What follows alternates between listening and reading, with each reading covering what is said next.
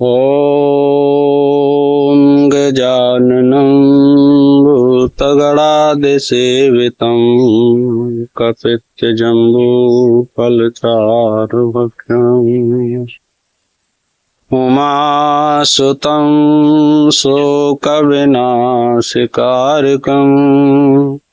नमामि विघ्नेश्वर पादपङ्कजम्।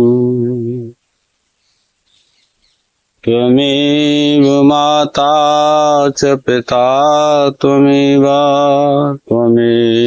बन्धुश्च सखा त्वमेव विद्या द्रविणं त्वमेव सर्वं मम देव। श्रीहरिं परमानन्दमुपदेष्टारमीश्वरम् व्यापकं सर्वलोकानां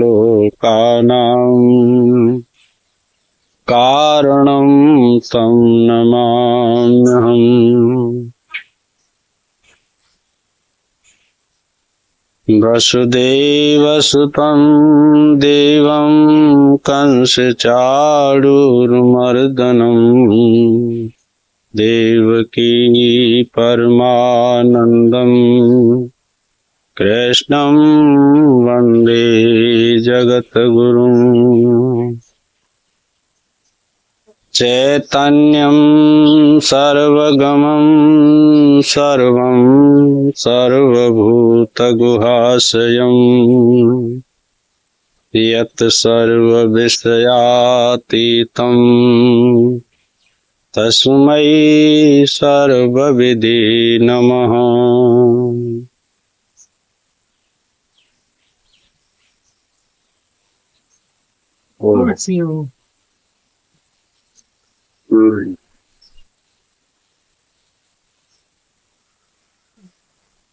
जितं ते पुंडरीकाक्ष नमस्ते विश्वभावना सुब्रह्मण्य नमस्तेषु महापुरुष पूर्वजा। यह पांचरात्र में है। सहर्ष शीर्षा पुरुषः यह प्रसिद्ध है और राजनादि इंद्र नरो नेम दिशा हवंते ये साम है। इन सब मंत्रों के द्वारा भगवान की आराधना करनी चाहिए।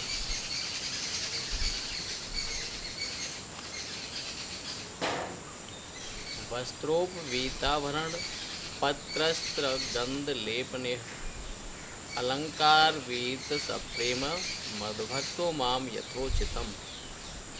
भगवान को वस्त्र भी धारण कराना, यज्ञोपवीत भी पहनाना, अलंकार धारण कराना, शिव की मूर्ति हो तो बिल्व पत्र और नारायण की मूर्ति हो तो तुलसी पत्र, पुष्प माला गंध चंदन बड़े प्रेम से और बड़ी कला के साथ भगवान का श्रृंगार करना चाहिए। सगुण अनुसंधान में भगवान की मूर्ति का विग्रह, किसी भी मूर्ति का विग्रह जो अपना इष्ट है उसका विशेष रूप से पूजन, षोडशोपचार पूजन करना चाहिए और मंत्रों के साथ ही करना चाहिए। 7 करोड़ मंत्र हैं वेद पुराण उपनिषदों में, तो जिनमें कुछ जप के लिए भी हैं और कुछ स्तुति के लिए भी मंत्र होते हैं, तो मंगलाचरण के लिए भी होते हैं। तो ये मंगलाचरण कितने प्रकार का होता है? अभी स्मृति नहीं है ना आप लोगों को। वस्तुनिष्ठ मंगलाचरण होता है, सगुण रूप मंगलाचरण होता है, तो 3 प्रकार का मंगलाचरण होता है।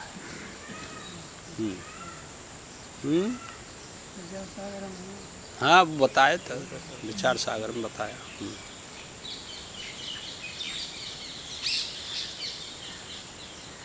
भगवान का श्रृंगार करना चाहिए और भगवान की पूजा करनी चाहिए। यह क्यों? इससे मन लग जाता है। मनुष्य का मन बिना कुछ किए, बिना कुछ दिए नहीं लगता। केवल ख्याल बनाते रहें कि अरे ओ मन लग जा, तो उसको हुक्म मानने की आदत नहीं है। लेकिन किसी काम के साथ जोड़ो और किसी वस्तु के साथ जोड़ो तो यह भगवान में जल्दी जुड़ जाता है। यानी किसी मंत्र के साथ अपने मन को जोड़ दो, लगा दो, है ना, तो वह थोड़ा शांत होगा। और ऐसे ही कहते रहे आप लोग तो वो शांत नहीं होगा। कहने का भाव है उस मन को कुछ न कुछ अवलंबन चाहिए, बिना अवलंबन के यह रहता नहीं। कोई सगुण अवलंबन चाहिए या निर्गुण अवलंबन चाहिए, मंत्र चाहिए या परमात्मा की कोई आकृति विशेष चाहिए, इसको कुछ न कुछ अवलंबन चाहिए। चाहे यज्ञ में लगाओ, चाहे दान में, चाहे तप में, चाहे तीर्थ में। ये आपने इतने नहीं सुना, शास्त्रों को नहीं पढ़ा, एक विचित्र है ये खेल, परमात्मा का विचित्र खेल है, सामान्य नहीं है ये खेल। जिसके ऊपर प्रभु की कृपा हो जाती है वह इस रहस्य को जान लेता है। रामायण में क्या लिखा, यह रहस्य रघुनायक और वेग न जाने को, और जो जाने रघुपति कृपा फिर सपने मोह न होए। रहस्य को जान लिया तो फिर मोह की प्रवृत्ति किसी पदार्थ में नहीं रह सकती, अपने शरीर में भी मोह नहीं रह सकता, यहाँ तक लिख दिया। पर यह रहस्य एक दिना में समझ में तो आता नहीं। आप लगे रहिए, साधना को छोड़ना नहीं चाहिए, ये तात्पर्य है। पर रहस्य जान लेने पर यह मोह प्रवृत्ति नहीं रहती, अहंकार प्रवृत्ति नहीं रहती। तो ये रहस्य विवेक की प्रधानता का होता है, विचार की प्रधानता में रहस्य जाना जाता है। वो रहस्य क्या है? ये सूक्ष्म बुद्धि, स्थिर बुद्धि, पवित्र बुद्धि होगी, उस रहस्य को वो जान सकता है। पहले तो तप करके अपने पहले पापों को नष्ट कीजिए। शारीरिक भी पाप होते हैं, मानसिक पाप भी होते हैं, वाचिक पाप भी होते हैं। तो बड़ी सावधानी से हमको अपना जीवन बिताना चाहिए। शरीर से भी पाप नहीं करना चाहिए, मन से भी नहीं करना चाहिए, और वाणी से भी नहीं करना चाहिए। 3 प्रकार से कर्म होता है, 3 प्रकार से पुण्य होता है, 3 प्रकार से ही पाप होते हैं। तो पहले तो इन पर कंट्रोल करनी चाहिए आप लोगों को, तब उस रहस्य तक हमारा जो भाव विचार है, हमारी जो बुद्धि है, हमारा जो मन है, वहां पहुंचेगा। वो रहस्य क्या है, आपने कभी विचारा कि एक ही परमात्मा है और वो व्यापक है? समझे? तो सामान्य रीति से व्यापक है कि विशेष रीति से? अब ये उस रहस्य तक अपने मन को ले जाना है, अपनी बुद्धि को ले जाना है। कैसे पहुंचे वहां तक? वहां तक आपका विचार कैसे पहुंचे? इसी प्रकरण के अनुसार, इन्हीं वाक्यों के द्वारा उस रहस्य तक आपका मन, आपकी बुद्धि, आपका चित्त जा सकता है। वह आत्मा, परमात्मा, पुरुष कुछ भी कहिए, ब्रह्म कुछ भी कहिए, वो व्यापक है कि नहीं? कि व्यापक तो है। उस व्यापक वस्तु में सबके शरीर निहित हैं कि नहीं, ये बताइए। नहीं आई समझ में? जैसे आकाश व्यापक है, तो आकाश में बादल आए तो आकाश में है बादल के आकाश से भिन्न है? आकाश में है ना। ऐसे ही वह आत्मा व्यापक है। उस व्यापक में बादलों के समान 84 लाख योनियों के शरीर विद्यमान हैं। शांत होकर के बैठना अच्छी तरीके से। 84 लाख योनि के जीव नहीं, 3.5 करोड़ ब्रह्मांड हैं। जैसे आपका यह मृत्यु लोक है, ऐसे सभी में वह बैठा हुआ है, व्यापक है, पर सामान्य रीति से व्यापक है, विशेष रीति से व्यापक नहीं। सामान्य और विशेषता जो होती है वो आपकी बुद्धि के विचारों की होती है, बुद्धि की होती है, मन की होती है, अंतःकरण की होती है। उसमें सामान्य विशेष भाव दोनों नहीं, पर सामान्य शब्द से उसको बोधन किया जाता है कि वो सामान्य रीति से व्यापक। अब आप देखिए, जो लोग इस प्रकार से नहीं समझते, वो क्या समझते हैं कि आत्मा ही करता है, आत्मा ही भोगता है। इस कदर से मानते हैं कि नहीं मानते? द्वैतवादी, त्रैतवादी, यह एक रहस्य है।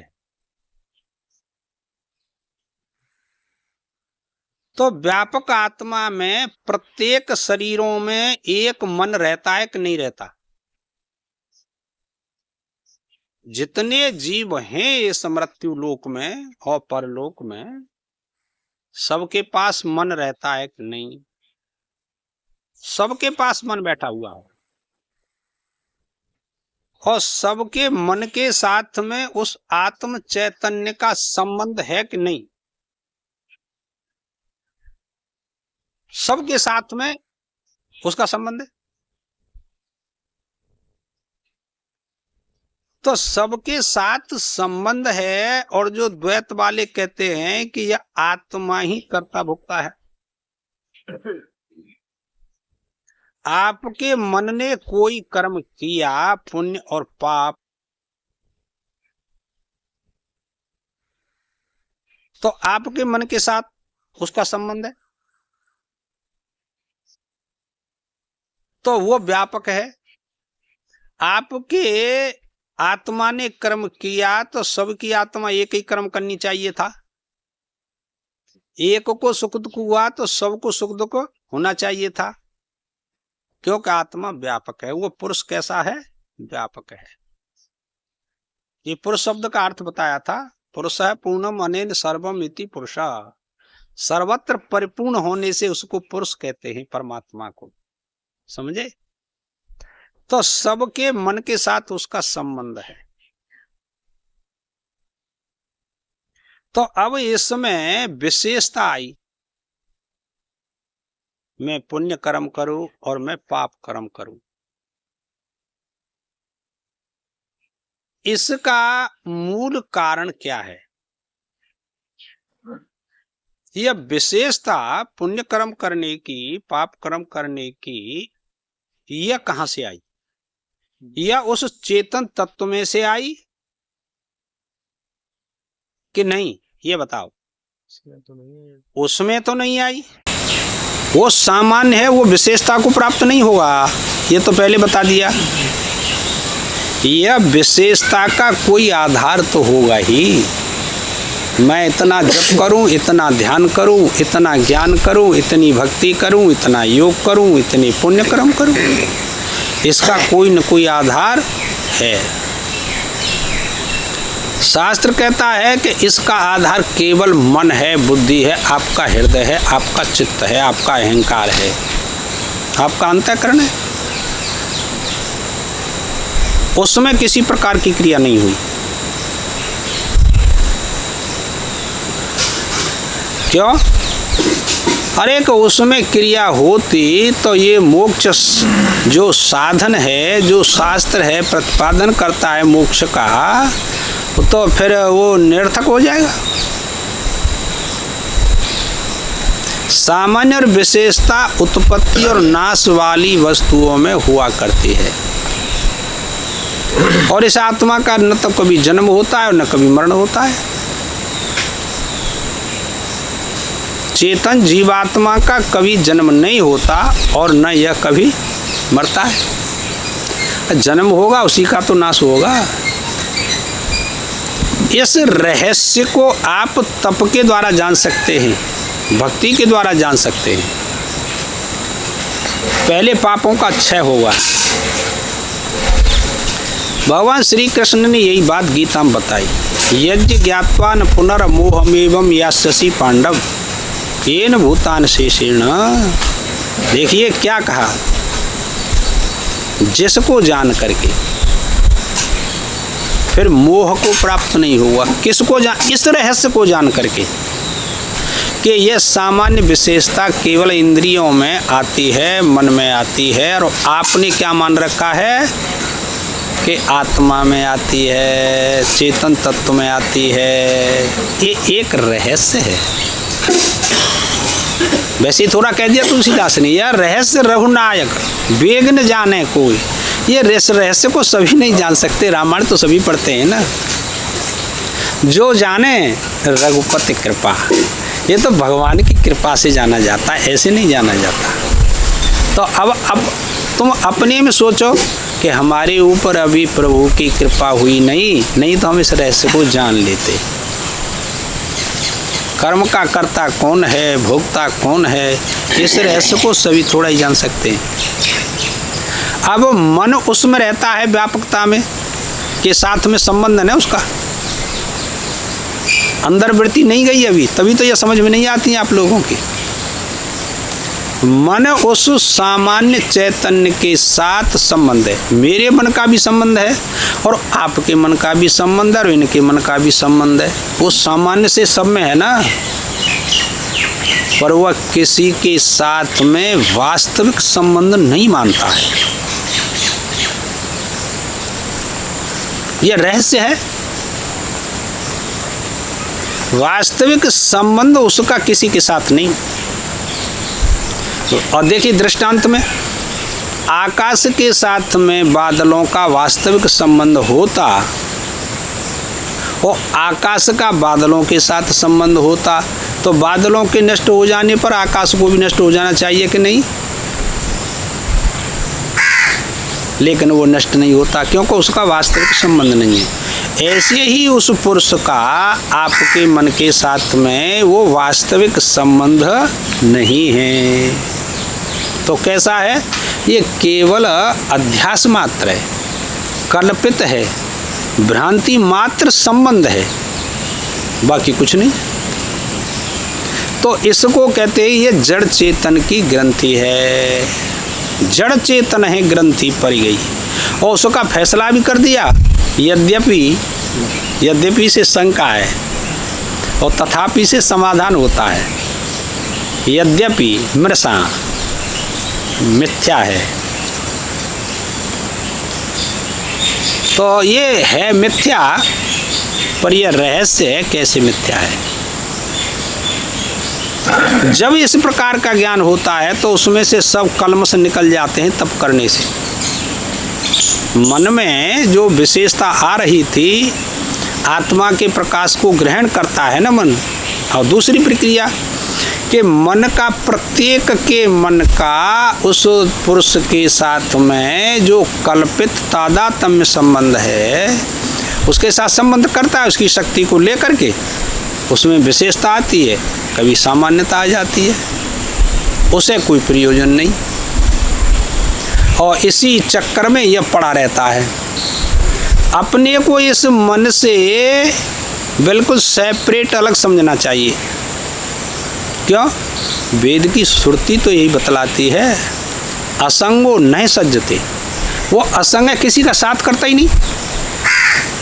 लेकिन मुख्य बात यह है कि हम उसको कर्म के द्वारा, उपासना के द्वारा, अपने यज्ञ दान तप के द्वारा हम उसको ग्रहण करना चाहते हैं, प्राप्त करना चाहते हैं। यह तो विचार दृष्टि है, संसार संकल्प मात्र है। यह अभी तक समझ में नहीं आया कि यह संसार संकल्प मात्र है, ये सृष्टि सारी, और हमारा मन भी संकल्प करता है तो मन भी संकल्प मात्र है। यह रहस्य है। मन सदैव रहता है कि नहीं, ये बताइए। सदैव तो नहीं रहता। सुषुप्ति अवस्था में कहाँ रहता है? तो फिर संसार से कोई संबंध नहीं रहता। लेकिन जब तक अज्ञान रहता है तब तक इसका कार्य और कार्य से रहित भी हो जाता है। जब तक अज्ञान रहेगा कार्य के लिए उत्पन्न भी होगा और कार्य को छोड़ करके अपने में भी चला जाएगा। ये दो बातें होती हैं। जागृत में और स्वप्न में जब आता है तो ये कार्यक्षम हो जाता है, मन बुद्धि चित्त अहंकार इंद्रियां। पर ये स्थूल इंद्रिय कार्यान्वयन नहीं होती स्वप्न में।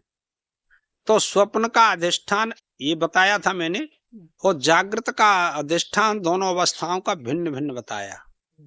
साक्षी चेतन जीव स्वप्न का अधिष्ठान होता है और ब्रह्म चेतन ये जागृत अवस्था का अधिष्ठान होता है। वो निरुपाधिक होता है और वो उपाधि को लेकर के होता है, वह अविद्या की उपाधि है। अब हमको इनका निरीक्षण करना है बहुत अच्छी तरीके से कि जब कार्य क्षम हुआ तो विशेषता आई मन में आपकी बुद्धि में कि नहीं आई? कि विशेषता तो आई। अब उस सामान्य चैतन्य का इसके साथ संबंध आया, विशेषता आने पर तो सामान्य चेतन में विशेषता आई कि मन में? कि मन में आई, सामान्य में नहीं आई। और जब अपने कार्य क्षम को इसने त्याग दिया, सुषुप्ति अवस्था में चला गया, तो तब उसके साथ में उस आत्म चैतन्य पुरुष का संबंध था सामान्य से कि नहीं था? इस सुषुप्ति के दो भाव हैं कि एक तो कहता है कि सता सौम्य तदा संपन्नो भवति। सुषुप्ति में वह जीव और ब्रह्म दोनों एक हो जाते हैं इस वेद की श्रुति के अनुसार, समझे? और अविद्या को वो छोड़ देता है, अविद्या के कार्य का वो त्याग कर देता है मन, इसीलिए उससे एकीभूत होता है। ध्यान करना। अब समस्या इस बात की है कि सुषुप्ति में अविद्या रहती है, अब उससे उत्थान किस प्रकार से होगा? वो तो उसके साथ एकीभूत हो गया, अपने स्वरूप में चला गया। दूसरा शास्त्र कहता है कि यह मन अपने कारण में चला जाता है। किस में चला जाता है? अपने कारण। इसका कारण क्या था? जहां गया कि वो थी अविद्या। अविद्या में एकीभूत हो जाता है, कार्यक्षम नहीं रहता, विशेषता नहीं रहती उसकी, वो शांत हो जाता है। फिर उसका उत्थान कौन करेगा? सुषुप्ति से उत्थान भी तो होगा। यदि वह एकीभूत ब्रह्म के साथ हुआ है तो फिर उसको जागृत में नहीं आना चाहिए। क्या एकीभूत तो हो गया, लेकिन अभी इस जागृत अवस्था में जो रहस्य था गुप्त, वह उसने प्राप्त नहीं किया। वो अविद्या भी सूक्ष्म रूप से बैठी हुई है, इसीलिए उसके कर्म जन्य संस्कार उसको फिर उद्भूत करेंगे और जागृत अवस्था में ला करके खड़ा कर देंगे और फिर कार्य होने लगेगा। बस यही प्रक्रिया है। अब आपको कितनी बार बताया इस प्रसंग को, पर आप जानते क्यों नहीं? उसमें अभी पापों की बहुलता है आपकी बुद्धि में, आपके मन में, तो यह ज्ञान सभी को अच्छा नहीं लगता। और इस ज्ञान के बिना कोई संसार से छूट नहीं सकता, कितना भी बड़ा तपस्वी हो और चाहे योगी हो, उसका जो तादात्म्य संबंध है वो बना ही रहता है। आपने योग तो किया, बहुत तप किया, समाधि लगाना सीख लिया, लेकिन हमको समाधि से जब नीचे आते हैं तो यह देखना चाहिए कि अभी तादात्म्य बना है कि नहीं। क्योंकि वेदांत के वाक्य तो आपने सुने नहीं, और श्रुति कहती है ज्ञात्वा देवम मुच्यते सर्वपाशै। उस देव को जान करके संपूर्ण बंधनों से मुक्त हो जाता है, कोई बंधन नहीं रहता उसका, है ना। तो अब समाधि से नीचे आया तो ये काम क्रोध लोभ मोह ज्यों के त्यों खड़े पाते हैं कि नहीं उसे? ज्यों के त्यों रहते हैं, क्योंकि बीज रूप से अविद्या समाधि में भी रहती है और सुषुप्ति में भी रहती है, क्योंकि इस तत्व ज्ञान का रहस्य जागृत अवस्था में ही स्वीकार किया जाता है। इसमें बहुत शास्त्रार्थ है। तत्व ज्ञान का उपदेश गुरु ने स्वप्न अवस्था में कर दिया उसके लिए, ये एक प्रसंग है अलग, तो उसको भी आत्मज्ञान हो जाना चाहिए। लेकिन स्वप्न और जागृत की एक विशेषता होती है, भिन्न भिन्न विशेषता होती है। शास्त्र कहता है नहीं, उसका मोक्ष नहीं होगा, भले ही तत्व ज्ञान का उपदेश कर दिया, ततो वेदांत वाक्य ये भवति। श्रुति तो यही कहती है तत्व ज्ञान का उपदेश स्वप्न में हुआ है उसे, पर उसको ज्ञान नहीं होगा। ऐसे ही जागृत अवस्था में तत्व ज्ञान का उपदेश होता है, और ऐसे ही स्वप्न में कर दिया, फिर ज्ञान क्यों नहीं होगा उसको? इसका भी तो कोई कारण होगा कि हाँ, इसका भी कारण है। बिना कारण के कार्य नहीं होता है, दोनों में भेद है, समझे।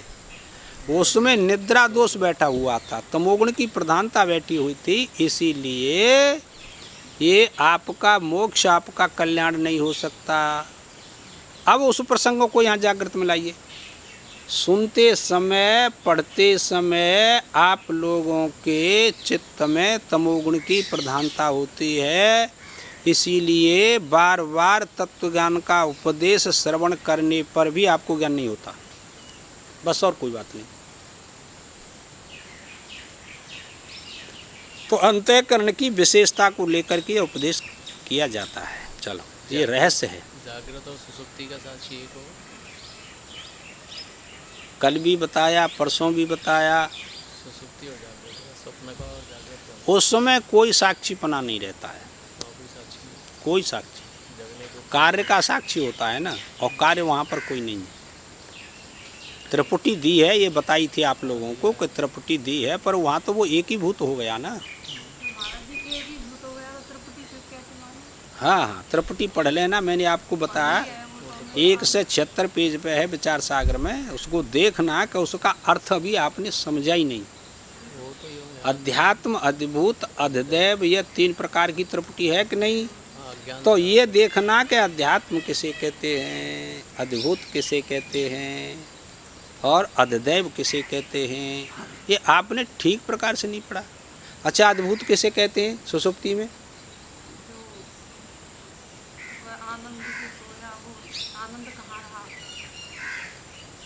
अब तुम बताओ। अज्ञान से आवृत अविद्या की जो वृत्ति सो हाँ, अधिभूत है। अधिभूत माने है स्वरूप की कभी उत्पत्ति होती है और कभी नहीं होती है, इसीलिए उसको अधिभूत कह दिया। अब वहाँ पर कोई कार्य तो है नहीं, आनंद में बैठा हुआ है, लेकिन यह आनंद अविद्या के संयोग से उत्पन्न होगा कि नहीं जागृत अवस्था में? जागृति, क्योंकि अज्ञान बैठा हुआ है ना, और अज्ञान बैठा हुआ है, जागृत अवस्था होगी तो क्या होगा कि वह उससे अपना संबंध मान लेगा कि मैं सुख से सोया, और ये पता नहीं है कि मैं एकीभूत हो गया सा उससे, किससे? अपने स्वरूप से। मैंने आपको बताया इसका दृष्टांत कि मिलते तो रोज हैं पर बातचीत नहीं होती। मिलते तो रोज हैं, परमात्मा का दर्शन रोज होता है सुषुप्ति अवस्था में, प्रत्येक जीव को आनंद आता है, लेकिन बातचीत, इसको बातचीत का मतलब है इसको हम जानते नहीं कि हम परमात्मा से मिल कर के आए हैं, इसको नहीं जानते। क्यों? जागृत अवस्था में अभी उपदेश आपने स्वीकार नहीं किया, इसीलिए नहीं जानते। ये अद्भुत है, आनंद जो है अद्भुत है, और अद्भुत नहीं होता तो विषयों के संयोग से विषयों में आनंद आप क्यों मानते हैं? यही तो अद्भुत है। और आपको ज्ञान हो गया कि विषय के संयोग से जो आनंद आता है वो मेरा ही स्वरूप है, वो परमात्मा ही है, वो पुरुष ही है, तो विषयों में से आपकी बुद्धि निकल जाती, मन निकल जाता, फिर विषयों के लिए उपभोग नहीं करते आप, बस, और कोई बात नहीं। कि सभी समझ लें, विषयों में मन भटकता रहे और इसको समझने की चेष्टा करें, यह इम्पॉसिबल है, ऐसा नहीं हो सकता है। बड़े बड़े योगी, ध्यानी, ज्ञानी, भक्त इससे वंचित रह जाते हैं। ये बहुत सूक्ष्म विषय है और ईश्वर की कृपा से प्राप्त होता है। चलिए, भगवान कहते हैं कि जो मेरा भक्त है उसको चाहिए कि प्रेम के सहित यथा योग्य अपने वैभव के अनुसार हमारी सेवा पूजा करे। अरे खूब वैभव है, खूब पैसा है, स्त्री पुत्र बच्चे मकान दुकान है। कितनी बार षोडशोपचार से पूजन किया भगवान ने, भगवान का मंदिर में जाकर के किया आपने? एक लोटा जल भी नहीं चढ़ाते। हमने देखा है मूर्तियाँ काई लगी हुई है, उनको आप धोते भी नहीं। अरे इनसे क्या हो जाएगा? भगवान कहता है अब के तो दे दिया है, अब के आगे चलेगा, फिर देखना क्या होगा। मत करो पूजा।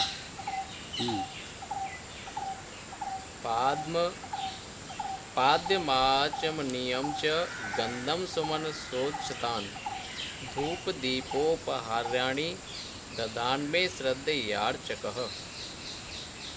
पाद्य, आचमनीय, गंध, पुष्प, अक्षत, धूप, दीप, भेंटकी और सामग्री पूजा करने वालों के लिए कि श्रद्धा से भगवान को अर्पण करे।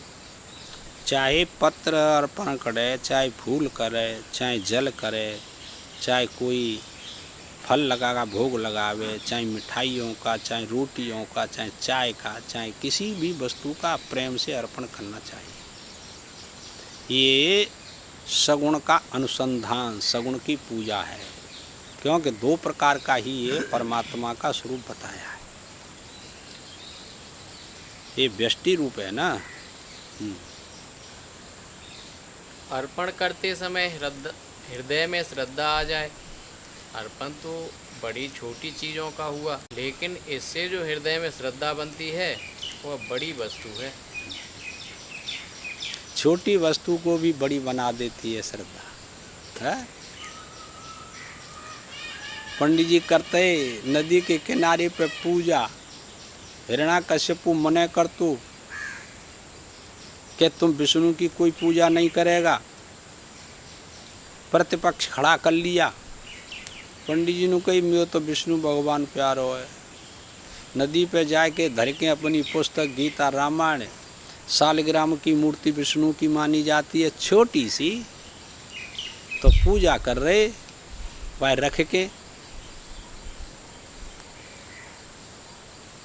जट पीछे ते आएगो दिखाई तो दयो, घूम तो कोई पूजा तो ना कर रहा भगवान की। आए गए हो तो अब तो पंडित जी घबराए गए कि प्रभु आज तो पकड़ो गयो, अब नहीं छोड़ेगो, मार देगो। अब क्या करूं? पंडित जी ने लेके सालग्राम जट पे लोटा में डाल दो, वहाँ पानी हो थोड़ा सो कि प्रभु क्षमा करना कि लोटा कम ना देखे रहो। चले हो जाएगा नेक आध देर में, मैं फिर निकाल के धर लूँगा, पूजा कर लूँगा। भगवान की लीला आप नहीं जान सकते, न हिरण्याकश्यपु जान सका, न आप जान सके, कोई नहीं जान सकता। स्तुति की प्रभु जल रूप है जाओ, देख लो तो जाने मुँह ठोर मार देगो।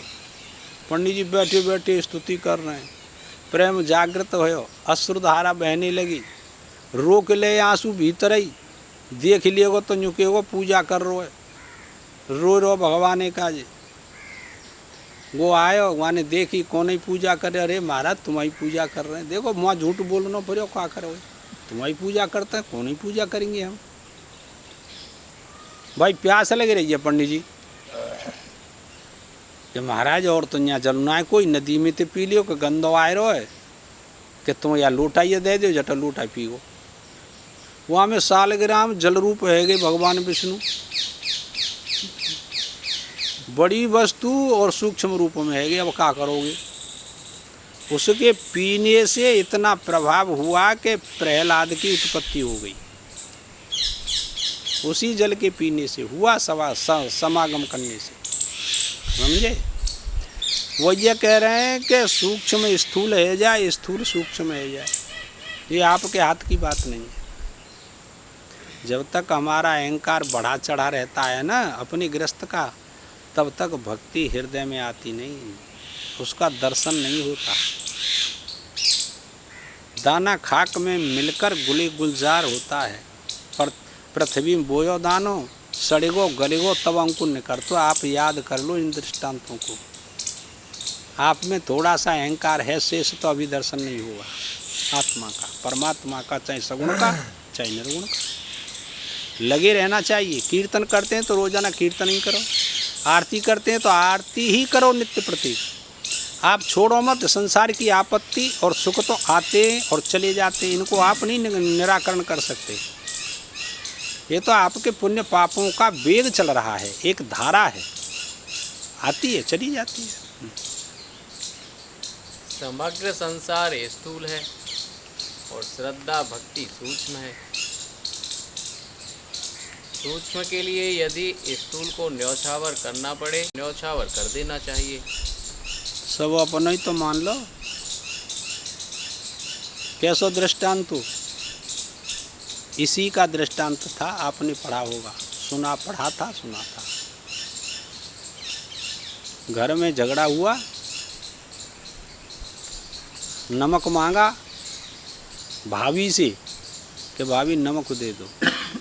झगड़ा हो गया कि काम तो करते नहीं हैं और नमक मांगते हैं, बढ़िया बढ़िया भोजन मांगते हैं और काम कुछ करते नहीं, कमा के लाते नहीं।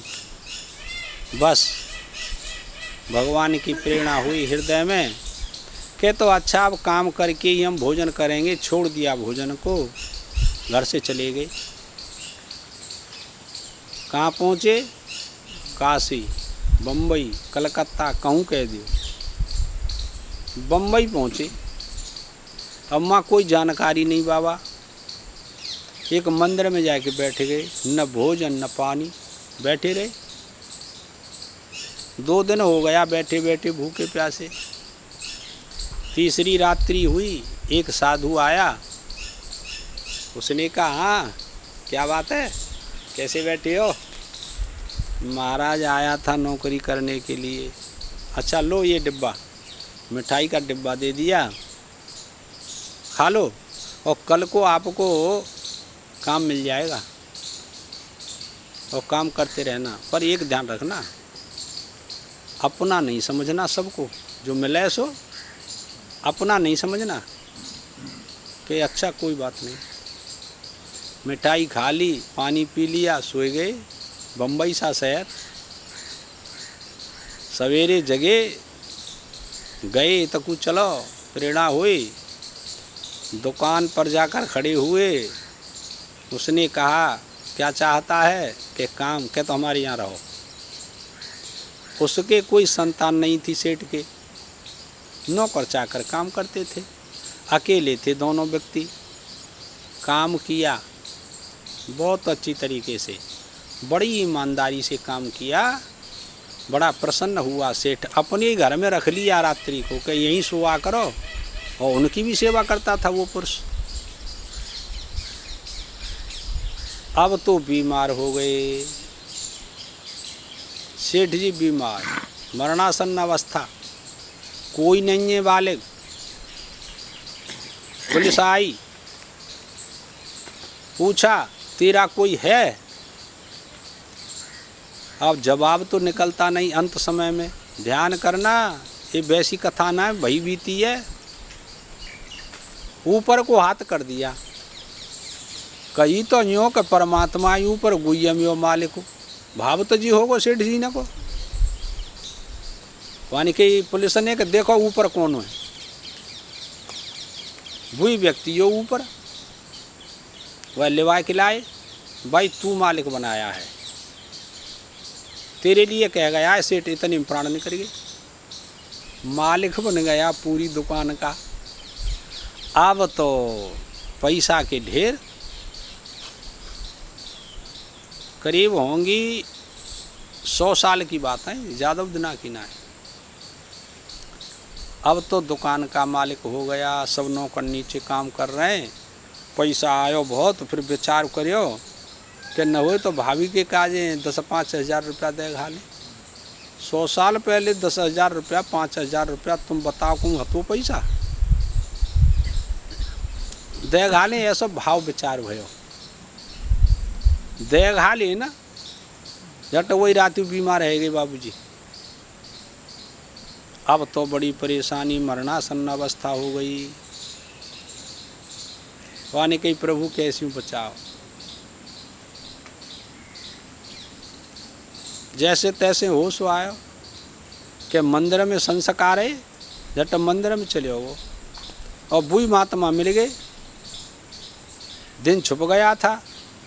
महात्मा जी ने कहा हाँ सब कुछ अपना मान लिया सब मान लिया अपना मिला था और उस पर अधिकार हुआ नौकरी मिली और फिर सब अपना मान लिया कि ये सब मेरा ही है। कल तक सबको दान कर देना इसमें तेरा अधिकार नहीं। महाराज ठीक है जाऊंगो कि ठीक है हो गया दान कर देना सब। घर को चला गया रहा सहा सुबह आया अब तो दान का नंबर लगा दिया। जो कुछ भी था दुकान में सब दान कर दिया टोटली शाम तक सब दान कर दिया कुछ नहीं रखा। फिर दिन मुदगो फिर आए महात्मा जी हाँ क्या हुआ महाराज दान कर दिया सब तो मेरे साथ चलो। ले गए जंगल में गुफा बन रही जाके बंद कर दो इसमें रहना तेरी रोटी पानी की व्यवस्था मैं करूँगा। कितनी साल बताई 11 साल तक गुफा में बंद रखा। उसी में टट्टी पेशाब खाना पीना। गुरु कैसे कि खाना पीना देते और टट्टी पेशाब बाहर डालते पर उसमें से निकलने नहीं दिया। है तो इस दृष्टांत से यह भई कथा बीती भैया वैसी कथा ना आते गए है तो सब परमात्मा का। पर हमारे मन में इतनी बेईमानी आई गई है हम इतने बड़े बेईमान हैं कि सब अपनो मान लो कि ना मान लो सब इस संसार ने जी मेरो है कि तेरो है। इसी ये दुख का ही कारण है परिच्छिन्नता और परिच्छिन्नता जब तक रहेगी तब तक परमात्मा किसी को नहीं मिलता। अपरिच्छिन्नता आई बुद्धि में केवल बुद्धि में बस आपको मिल जाएगा। सुख चाहता है जब कष्ट पड़ते हैं तो कहता है मैं क्यों आया यहाँ। तीर्थ करने में कितना कष्ट हुआ इन महात्माओं को यही जानते हैं तुम नहीं जानते।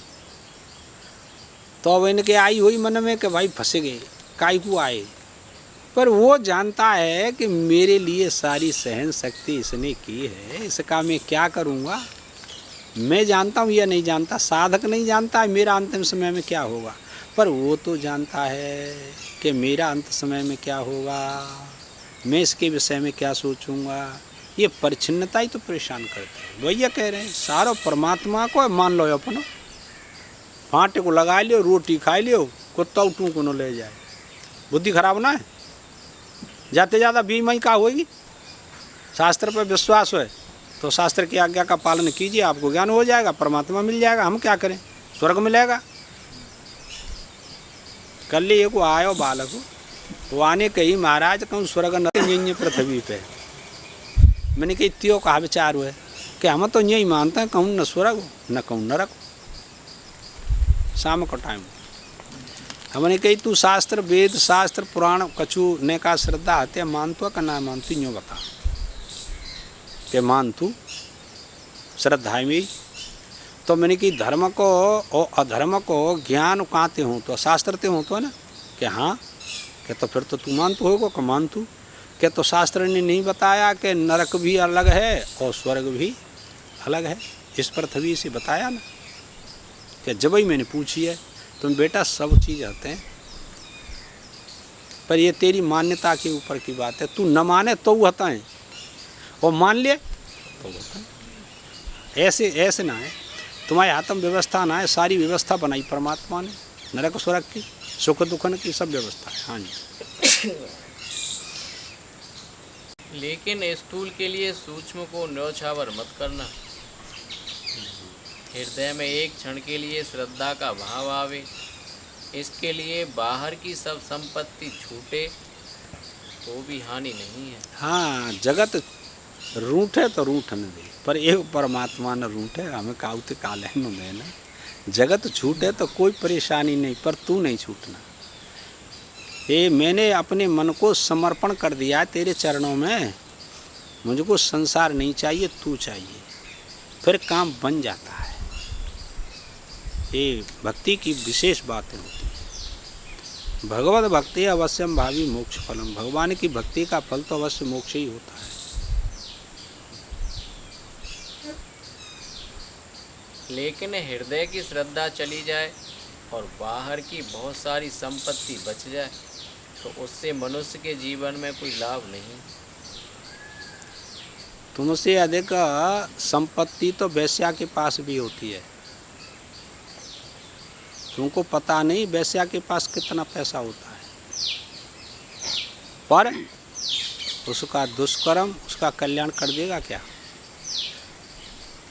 पिंगला वेश्या को इसी भागवत में वही तो ज्ञान हुआ कि वो इतना धन कमाया, सुबह से शाम तक रोटी तक न करी और उसकी प्रतीक्षा में खड़ी रही, लेकिन कोई काम हासिल नहीं हुआ। आकर के उपदेश कर दिया, उस दिन से संकल्प कर लिया, आज से इस दुष्कर्म को मैं कभी नहीं करूँगी। प्रभु के चरणों में सारी संपत्ति लुटा दी कि प्रभु अब तुम ही हो। उसका व्याख्यान है ना इसी बात में। तो समर्पण भाव जो हो जाता है, फिर उसमें आपका अहंकार नहीं रहता, अस्तित्व नहीं रहता, तो सुख दुख कहाँ से आएंगे? सुख दुख तो अहंकार में रहते हैं, अपना मानने में ही होते हैं ना। और जब हमने प्रभु का मान लिया, फिर सुख दुख किसको होगा, कहाँ से आएगा बताइए? वो जाने। इसी को भक्ति कहते हैं। और फिर यह अनिवार्य कहाँ है? यह तो कहते हैं कि तुम्हारे पास हो और संसार में तुमको अपने में उससे गौरव मालूम पड़ता हो, तो उसका उपयोग भगवान के लिए करना चाहिए। व्यक्ति हो सकता है कि जिसके पास पर्याप्त धन हो और विशेष हो, स्त्री पुत्र भी सुंदर सुंदर हों, आज्ञा का पालन भी करते हों, तो क्या उसको अपने में गौरव नहीं होगा कि यह सब मेरा है, मैंने बनाया है, मैंने कमाया है? अहंकार नहीं होगा क्या? यदि अहंकार नहीं होगा तो केवल भक्त को नहीं होगा, नहीं तो सबको अहंकार होता है। सच्चा भक्त है उसको वास्तव में अहंकार नहीं होता। अहंकार होता तो राजा परीक्षित इस कथा में वो छोड़ करके क्यों जाता राज्य को? राजा था, वहीं व्यवस्था कर लेता, शुक्रताल पर जाने की क्या आवश्यकता थी? क्या उसके पास पैसा नहीं था? उसने कहा आज से सबका संकल्प तुम्हारे चरणों में, मेरा कुछ नहीं रहा। बस भक्ति शुरू हो गई लाला। सर्पिंसी सस्कुल्यापू मोदकान संया वद दे सुपाश्य नैवेद्यम सत्कल्पयेत। फिर हलवा सब भोजन खिलाना चाहिए, बनाना चाहिए। भगवान सबकी रक्षा करते हैं, प्रसन्न होते हैं भोग लगाने से, ऐसे नहीं समझना। हाँ, ये भक्ति कोई सामान्य नहीं है। देखिए, कनखल में एक महात्मा रहते थे, सूरतगिरी बंगला आपने देखा होगा, कनखल में है, हरिद्वार के पास।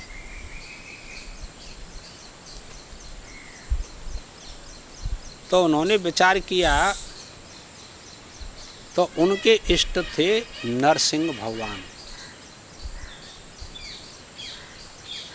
तो उन महात्माओं का क्या नाम था, किसी को याद है? अचलगिरी सन्यासी थे। तो उनके इष्ट कौन थे? नरसिंह भगवान। तो वो नित्य प्रति भोग लगाया करते थे और पूजा पाठ करते थे, भजन करते थे। आज उनके चित्त में यह भाव जागृत हुआ कि मैं संसार में थोड़ा भ्रमण करूं। काफ़ी दिन हो गया। तो एक महात्मा मेरे पास यहाँ रहे थे आकर के, वो विशेष पढ़े लिखे थे, अशोकपुरी, उसी बंगले में रहते थे, सूरतपुरी में। कथा कहते थे, व्याकरण उपनिषद सब पढ़े लिखे थे। तो बड़ा सत्संग होता था यहाँ हम दोनों का। तो वो कहते, स्वामी जी तुम्हारी साधना कुछ और है, हमारी साधना कुछ और है। वो पूरा ज्ञान था उसको आत्मा का। तो खैर हम तो उनकी बात सुनाते हैं आपको। अचलगिरी की घूमने के लिए चले तो बिहार प्रांत में पहुँचे तो दिन कुछ शेष था, जंगल में चले जा रहे थे तो एक बगीचा मिला उनको। विचार किया गर्मी का समय है तो यहीं पर निवास कर लें, तो उस बगीचे में उतर पड़े। पैदल थे, बैठ गए जा कर के। बड़ा बगीचा सुंदर है किसी मालिक का, कुआं भी है, बाल्टी भी है, सब व्यवस्था है। 10-20 मिनट बैठे के बाग का मालिक आया। उसने देखा आप तो साधु हैं, नमस्कार किया और बातचीत की। उन्होंने कहा महाराज अब जाना नहीं, गांव यहाँ से थोड़ा दूर है और मैं आपकी सब व्यवस्था करता हूँ रोटी पानी की। उन्होंने कहा खैर कोई बात नहीं, जाइए, मैं अब नहीं जाऊँगा, अब तो दिन छुपने वाला है। वो अपने घर गया, रोटी पानी बनवाई और ले करके चारपाई इत्यादि वहाँ पर आया और उनको रोटी खिलाया। वो भोग लगाते थे नरसिंह भगवान का भाई। रोटी खिलाया, रहने लगे। फिर शाम को जाते समय उसने कहा मालिक ने कि भाई जाना नहीं महाराज जी सुबह। अरे तुम तो घूमते फिरते हो, 2-4 दिन रह के देखो फिर चले जाना। जो वास्तविक भक्त होते हैं उनकी विशेष श्रद्धा होती है कि कैसे भी रहें तो मैं सेवा करूं। वो रुक गए। तो फिर सवेरे आया, बाल भोग लेकर के, बातचीत हुई, सत्संग हुआ। उसके पास एक पुत्र था, तो 100 बीघा खेत था कम से कम। तो वो सेवा करने लगा। फिर कहा महाराज तुमको तो कहीं ना कहीं रहना ही है, अब ऐसा करो यहीं रहो, मेरा भी मन लग जाता है। दोनों टाइम सेवा करता है, भरपूर सेवा करता है और सत्संग करता है। उसने कहा बहुत अच्छा है। काफ़ी समय हो गया रहते रहते, विचार करते हैं अचलगिरी के ओफो काफ़ी समय हो गया, पर चलो। उसने कहा महाराज देखो तुम जाने की मन सोचना, तुम कहो मैं उसी का पालन करूँगा, पर यहाँ से जाओ मत। महात्मा ने कहा कि देखो भाई घर गृहस्थ में अनेक झंझट होते हैं, झगड़े होते हैं, और आकर के हम तुम्हारे यहाँ रहते हैं, तुम घर की व्यथा हमको सुनाएंगे, हमारा मन खिन्न होगा और हम सुनना नहीं चाहते। हम तो भगवान की भक्ति करते हैं, 2 रोटी खाते हैं, हमको और कुछ नहीं चाहिए। कि महाराज अब कुछ नहीं कहूँगा आपसे, घर की कोई व्यथा नहीं कहूँगा। निश्चय कर लिया, कोई बात नहीं। तो 1 साल रहे। 1 साल के बाद में गांव में झगड़ा आवश्यक होता है। 2 पार्टियां थी, झगड़ा हो गया। उसका बच्चा वहाँ नहीं था तो उस झगड़े में उसका नाम लिखवा दिया। अकेला बच्चा था। अब तो मुकदमा चला, पर साधु को नहीं बताया। लेकिन अब कल तारीख पड़ेगी तो अंतिम तारीख है फैसला की।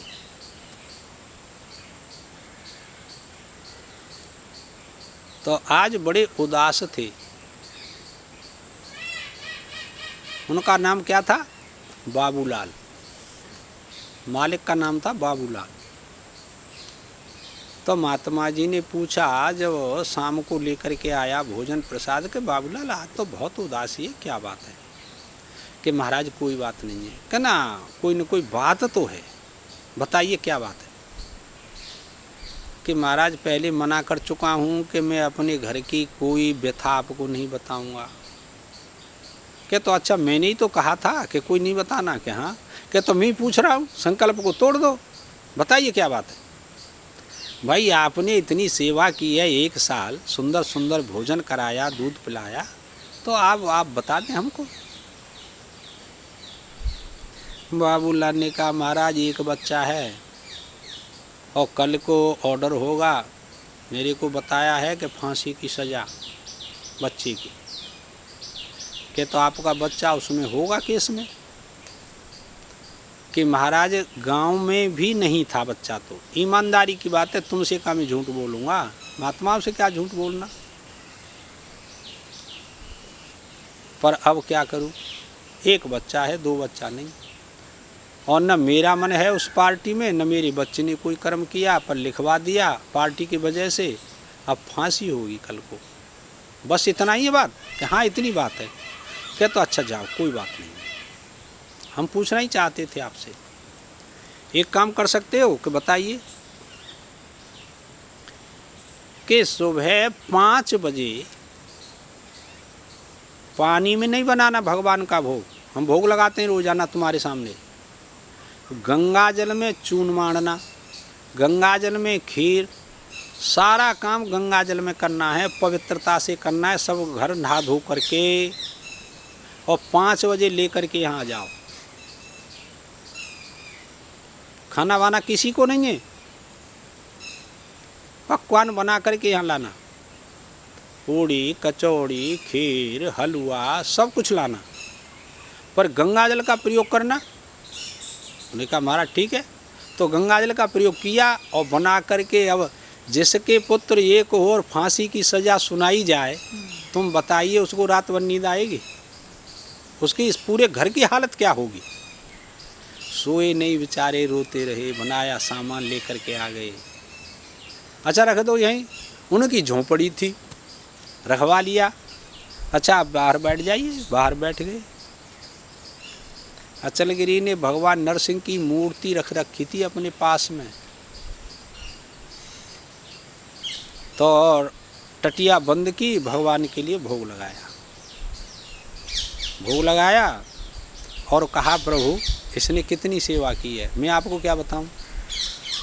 इसके पुत्र की कोई गलती हो तो नहीं फैसला करना, और गलती नहीं है तो फांसी की सज़ा क्यों, इसने सेवा तो की है मेरी।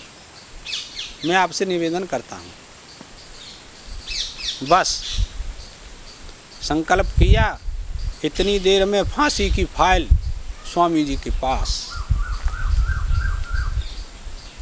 फाइल वहाँ से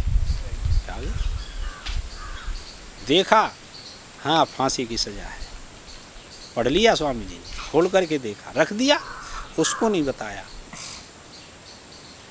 भोग लगा लिया, खा लिया, उनको खिला दिया। अच्छा जाओ, चिंता नहीं करना, जाओ तारीख करो। अब गए बाप बेटा, तारीख पड़ी, आवाज़ लगी, देखा, अब उस फाइल को खोजते हैं कि कहाँ है जज साहब। फाइल देखी, अलमारी में फाइल नहीं थी। जो नौकर था ना चपरासी, उसे कहा फाइल कहाँ है, कि महाराज आप ही तो रख के गए थे, आपने ही चाबी लगाई, मेरे पास तो चाबी नहीं है, कि भाई फाइल कहाँ चली गई। अब तो परेशानी खड़ी हो गई जज साहब के सामने। विचार किया, भयंकर विचार किया। वो प्रेरणा होती है ठाकुर जी की। बाबूलाल से पूछने लगे जज साहब कि आपके यहाँ कोई साधु रहता है क्या, अकस्मात। उन्होंने कहा हाँ महाराज रहते हैं। तो क्या हमको दर्शन हो सकते हैं? कि महात्माओं के दर्शन तो सभी कर सकते हैं, सबको अधिकार है महाराज। के तो ठीक है, समाप्त, आज कोई फैसला नहीं, कल होगा, ऑर्डर कल होगा भाई।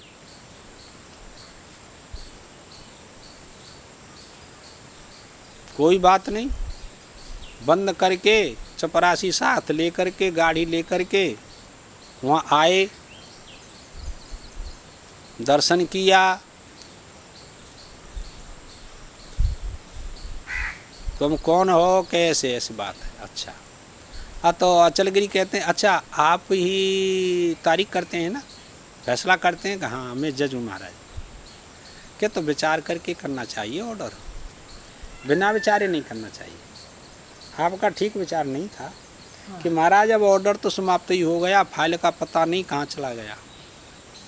मैंने तो बरी लिख दिया, फिर दूसरी फाइल पर बरी लिख दिया कि नहीं आप चिंता न करें, फाइल तो हमने मंगा ली, ये रही फाइल आपकी, ले लीजिए फाइल। देखिए फाइल दी तो उसी के उसमें हस्ताक्षर थे, उसके भी थे, सारा मैटर था उसमें। बाबूजी देख कर के जज साहब आश्चर्यचकित रह गए और कहा कि जब इसी प्रकार की है सारी व्यवस्था परमात्मा की, तो अब मैं भी वापस नहीं जाता, महाराज आपके चरणों में रहूँगा।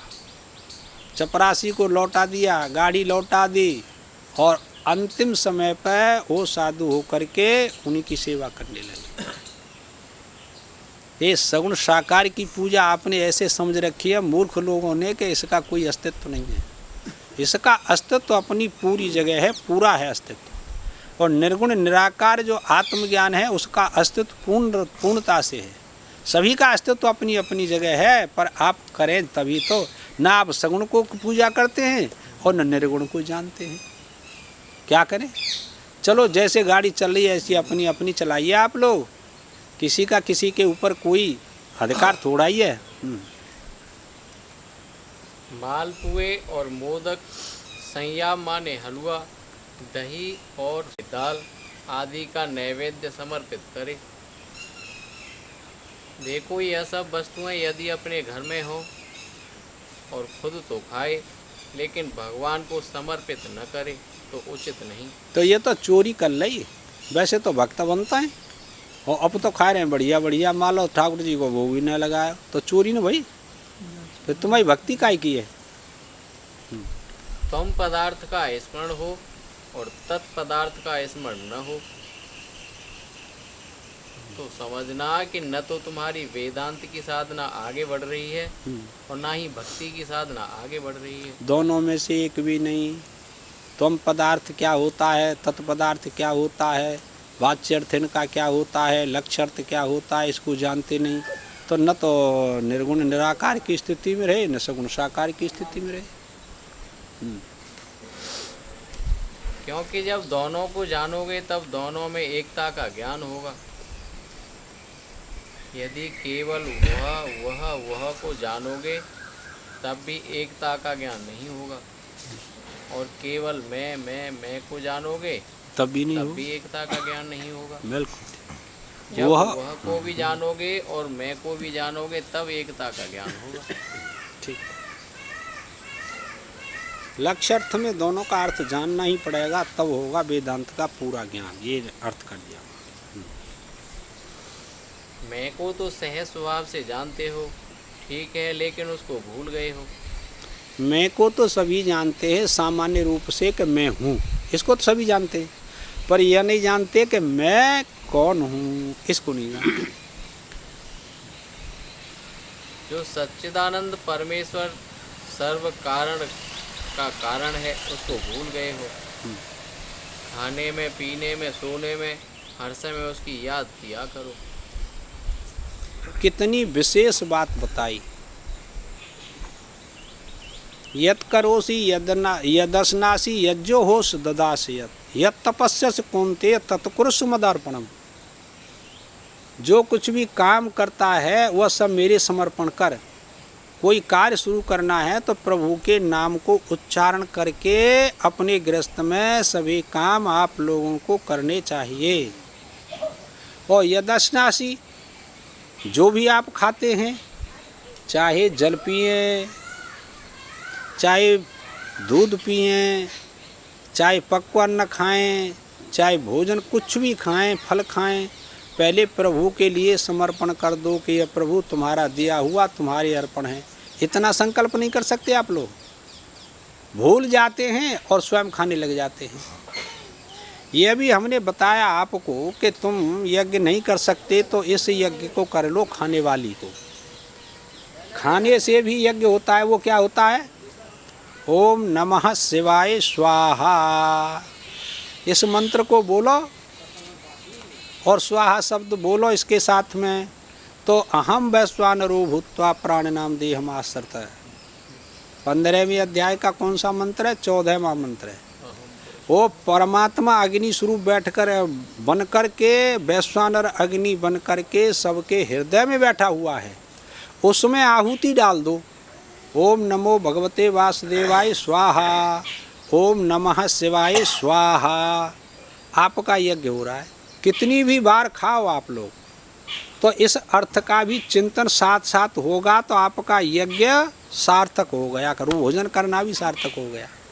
हाँ, बोलो सदगुरुदेव भगवान की जय। ओम पूर्णमदः पूर्णमिदं पूर्णात् पूर्णमुदच्यते पूर्णस्य पूर्णमादाय पूर्णमेवावशिष्यते। हरि ओम शांति शांति।